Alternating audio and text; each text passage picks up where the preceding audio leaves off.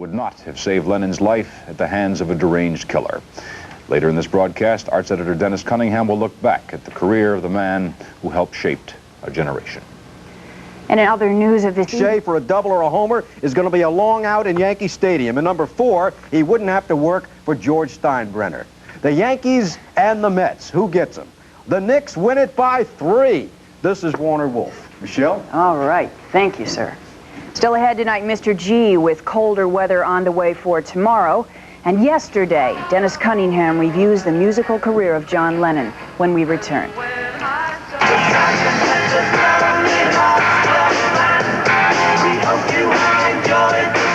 Okay, great. Well, John Lennon and the Beatles put the 60s and indeed a whole generation to music. Dennis Cunningham is here now with a look at the music and the man. Michelle, thank you. One of America's most prominent composers said it as well as anyone. If you ever want to know anything about the turbulent and ever singular 60s, said Aaron Copland, listen to the music of the Beatles. Lennon was born in 1940 in Liverpool. Early on, after his father deserted the family, his mother handed over the chores of raising him to her sister, and Lennon was raised by his aunt. The group that eventually became the Beatles, then called the Beat Boys, without Ringo Starr, had their first big break in Hamburg, Germany in 1961, after which came success in Liverpool, after which manager Brian Epstein signed on the group, signed on Ringo Starr, and what followed was a worldwide phenomenon, Beatlemania.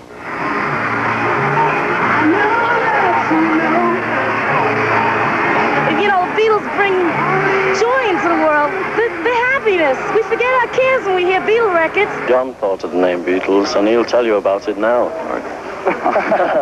It means Beatles, doesn't it? You know, that's just a name, you know, like shoe.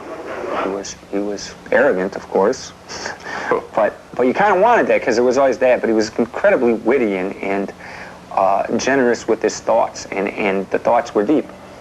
By the time John Lennon made a movie without the Beatles, the 1967 How I Won the War, he had decided he wanted to go out on his own. He divorced wife Cynthia, mother of his first son, in 1968, and the following year married his widow, Yoko Ono. Together they raised many an eyebrow with their lifestyle and their vigorous anti-war stance. All we are saying is give peace a chance. Let me take you down. The music of John Lennon and the Beatles remains vibrant. Music rich in creativity and diversity. Innocent music of the early days, drug culture songs, puzzling songs, mystical songs, message songs, songs from the fury of the streets to the lullaby whisper of the nursery.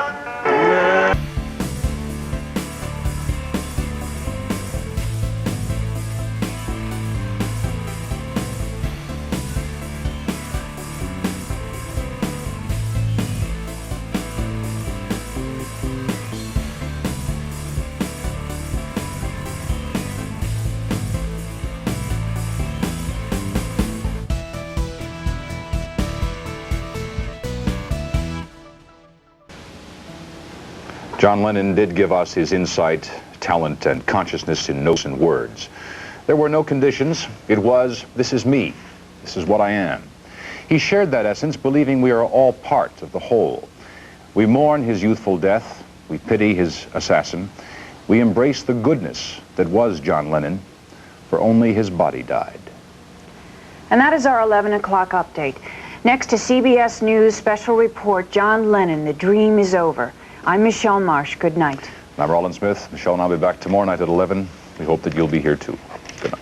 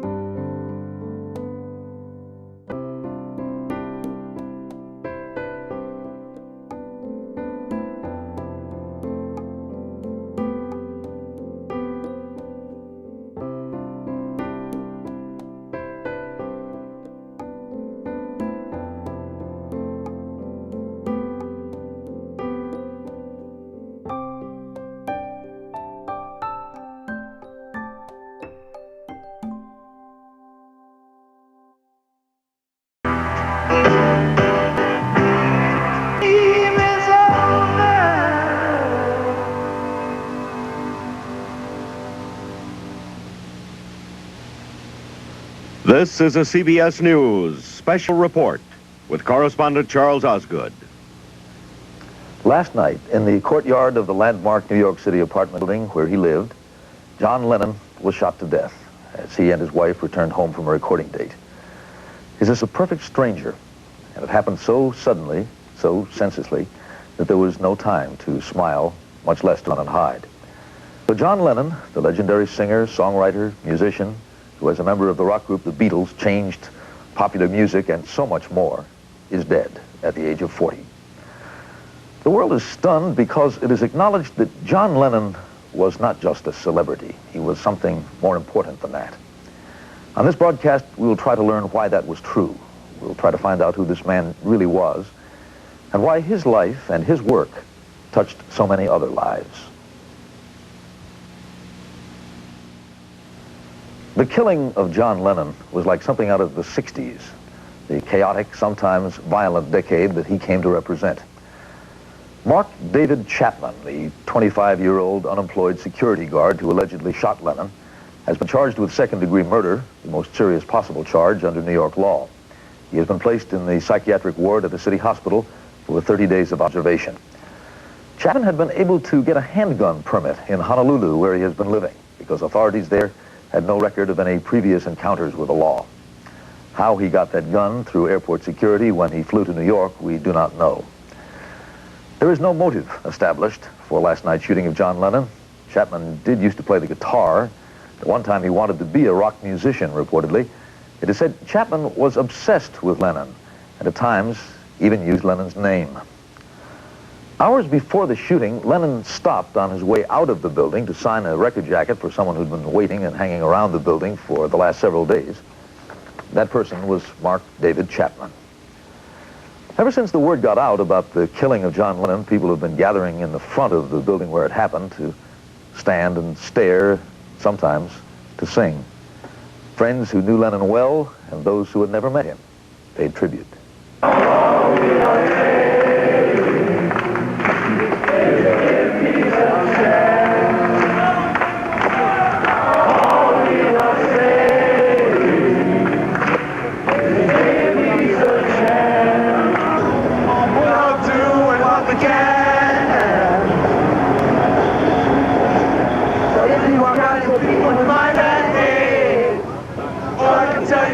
You have to wait. It's gonna be alright. Alright. Constitution, well, you know, we all love the same joy.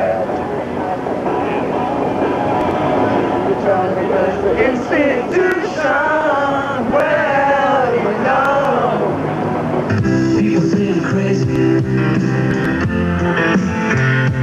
what I'm doing. Well, they give me all kinds of warnings to save me from ruin. Because I was in the 60s, so I remember him very, very well. Very, very shocked by it. He felt that if he had a message at all for this decade, it was about family. It was about love and caring, and it was very tender.